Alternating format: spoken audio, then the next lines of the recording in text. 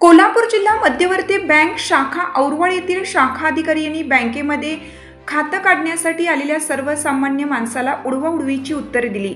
खाते काढण्यासाठी आलेल्या व्यक्तीने नम्रपणे अधिकाऱ्यांना एका दिवसात खाते काढून मिळेल का व पासबुक मिळेल का अशी विचारणा केली असता त्या शाखा अधिकाऱ्यांनी एकाच दिवसात होणार नाही, आम्हाला काय हेच काम नाही, दुसरे पण कामी आहेत अशी दुय्यम दर्जाची वागणूक त्या खातेदाराला देण्यात आली। ज्या खातेदारामुळे बँक चालते या सर्वसामान्य खातेदारांना दुय्यम दर्जाची वागणूक दिली जात आहे।